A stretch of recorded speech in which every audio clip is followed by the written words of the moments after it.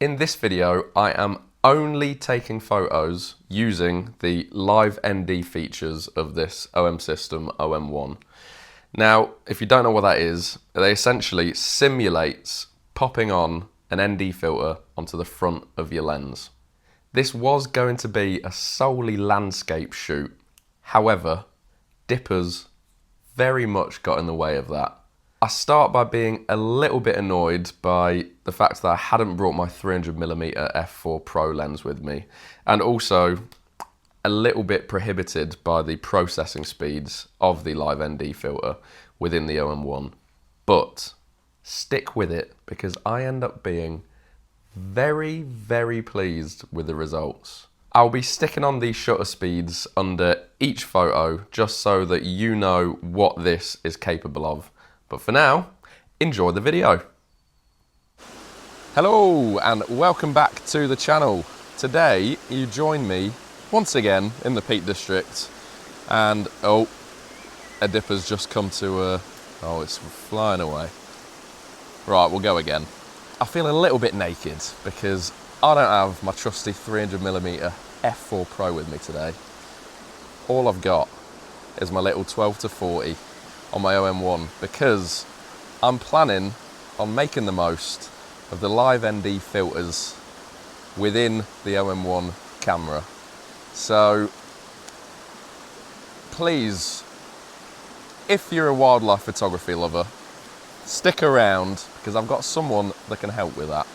And that is Mr. Dan Willis. Hello. So yeah, Dan's with me today, and he's going to be the one that's providing all of you guys with your wildlife fix. Be that on this video or on his very own wonderful YouTube channel. We'll see. Oh, there we go. He's spotted something.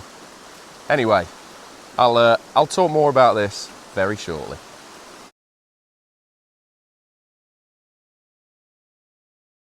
So, as I just mentioned, this has got a LiveND filter built in. So, I think it goes all the way up to ND64.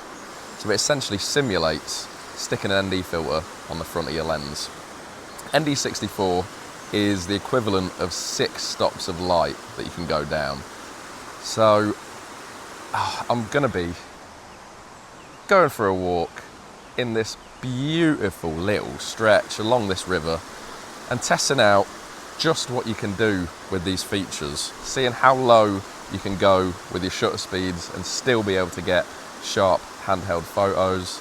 And you never know, I wasn't planning on doing anything with wildlife, but if a dipper happens to be in the photo, I'm certainly not going to complain.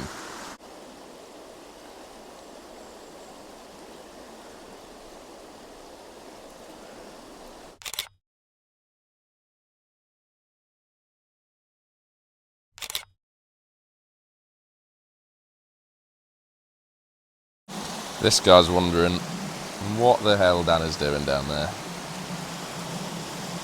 I don't know what he's doing, mate.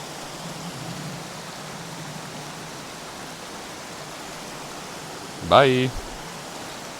I've got to apologise, I lied to you earlier.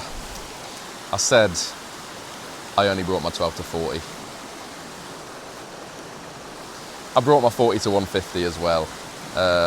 We've already seen about 5 dippers and we've not walked more than 500 meters, and it just feels so alien to me not at least having some sort of telephoto capability. So I'm sticking this on. I'm still going to be doing LiveND with the OM-1, don't worry. But yeah, it feels like there's more of a chance that I'll be including dippers. We'll see.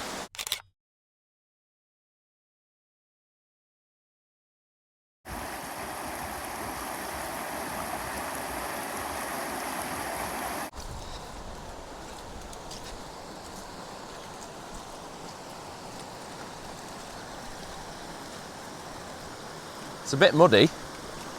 Well, if you were to ask me whether I'm regretting not bringing my 300 and deciding just to do long exposure stuff, currently the answer would be yes, because Mr. Dan Willis, I don't know why I keep calling him Mr. Dan Willis, has got some outrageous photos of the dippers here. They have been incredibly cooperative. I'm hoping that a few of my shots have turned out well, but I'm gonna have to come back.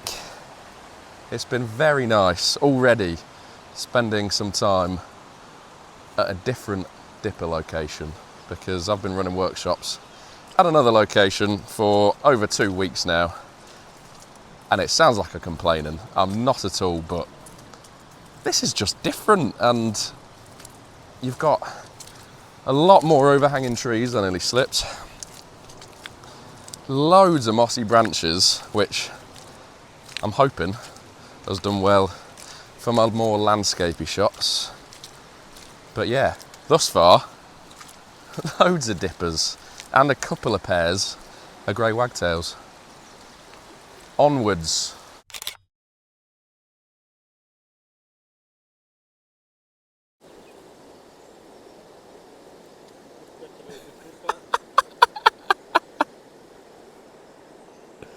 Well, I can't quite believe how well this is going. We've got a dipper right behind us, singing its little heart out. And if you've not heard the song of the dipper, what I'm gonna do for you is play it over the top of this. Hopefully over the top of some lovely dipper footage.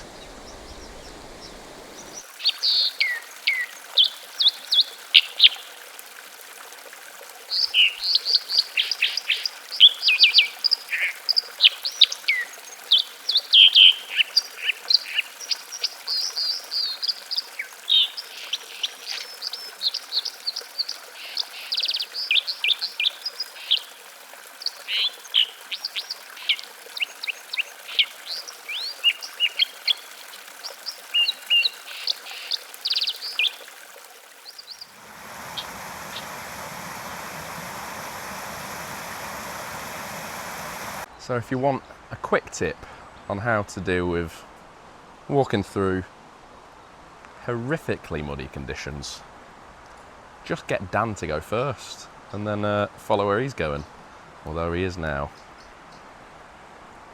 currently a man at work, when there's another lovely singing dipper for us. Look at him go.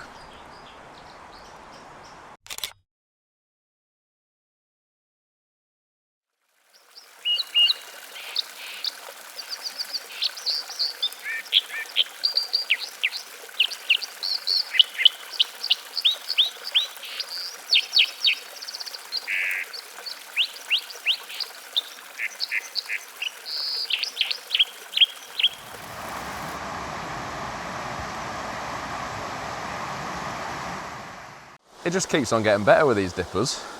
It really does. It really does. I just managed to nail one slow shutter speed shot using LiveND with a dipper, and I'm buzzing. But you've got to see the photos of this man has just got right here. Oh, I could see it hunting under the water, and then it came out and it got like a little worm in its beak, and you can see the worm in the end of its beak. That is a first for me. Absolutely sensational. And if you want to see the photos, you've got two options. Either Dan sends me some for me to process, or what you should probably do is go over and watch his video. That'll probably be out a week after mine. Maybe give it a like and a subscribe while you're there. And buy him a coffee.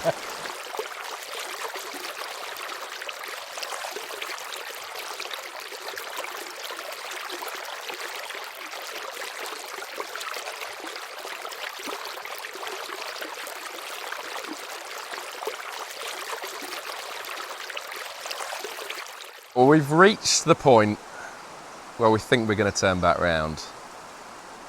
I've noticed that there's been a bit of a trend of me not talking about what I specifically set out to talk about in this video, and that is using the LiveND filter on the OM System OM-1.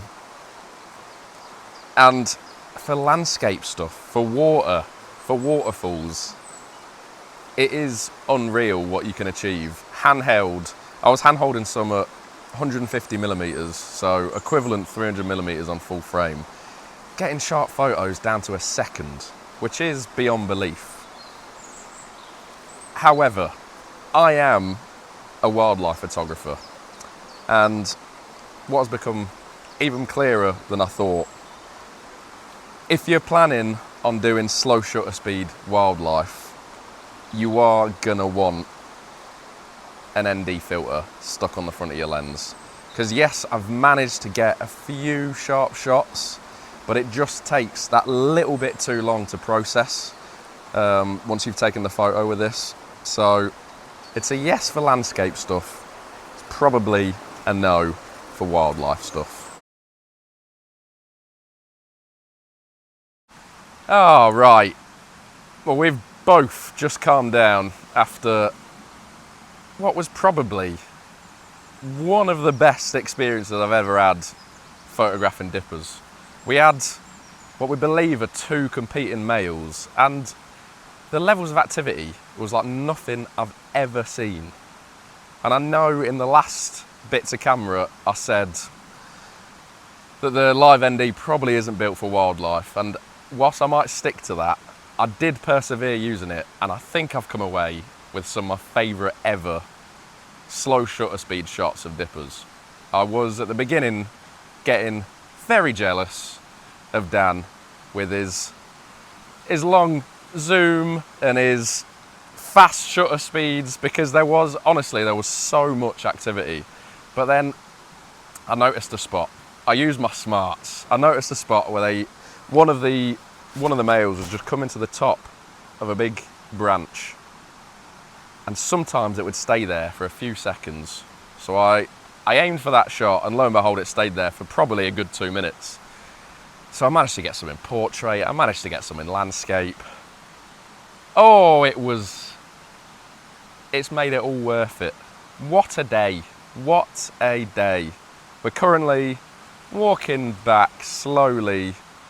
There's probably going to be more dippers to come, let's be honest. But I hope yeah. so. But yes, we'll see, and I'll let you know if we do see anything.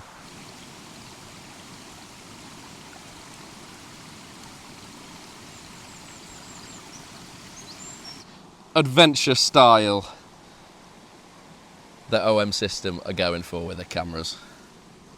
Look at that. Lovely stuff. Here we go. We're following him in the hope, oh, there's a dipper. Follow him in the hope that I managed to get footage of him falling over.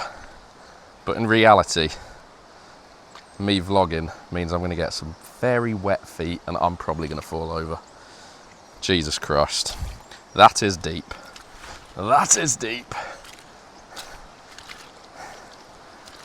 I've made it. Well, oh, Jesus Christ.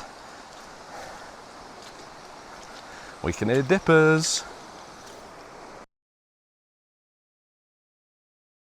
What have I learnt so far?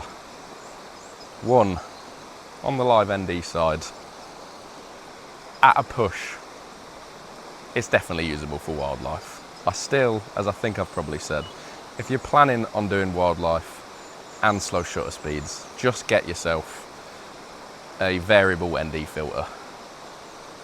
Number 2, I was very annoyed at myself for not bringing my 300mm f4 lens. So I stuck on the 40 to 150, and it turns out being able to get wider shots just sort of changes your perspective as to what shots are available, really. I've been forced to think of the whole scene as a composition, as opposed to getting in nice and tight with my long lens. So yeah, as you'll have seen from my previous bits of camera, I'm very pleased with how today's gone. Very, very pleased indeed. And I do think that slow shutter speed photos, particularly with water, lend themselves to using wider lenses, because the blurred, creamy texture of the water ends up becoming part of the photo as well. So yeah, I'm absolutely loving bringing slow shutter speeds into my photography. I am also looking forward to not having to continuously say slow shutter speeds over and over again. But that's what we're here for, so that's what you're getting.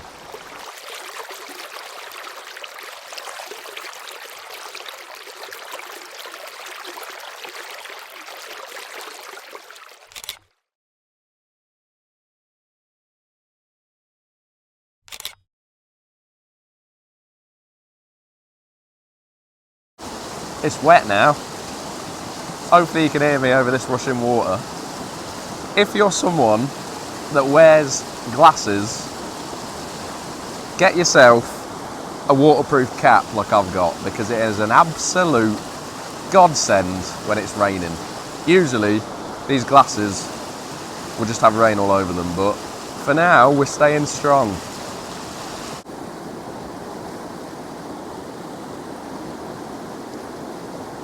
In case you've got any doubt as to what a dipper looks like, then this should clear things up. It looks just like that. Spitting image.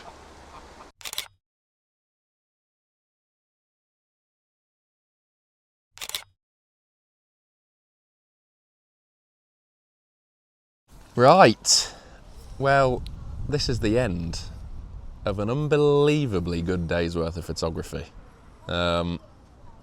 Also had with great company, Dan Willis here. Thank you very much, Mark. It's been an absolute pleasure. If you don't follow Dan Willis or subscribe to Dan Willis, if you're following my channel, then undoubtedly you're already subscribed to him. But if you don't, go over there. He's got some fantastic videos. You'll soon fall in love with his dad, Pops. Everybody does. Everybody does. But yeah, I think that's the end of this. Dan's got a date slice. I've managed to pick myself up a Scotch egg. So thank you very much for watching, and I'll catch you on the next one. Cheers. Cheers. Oh, Good.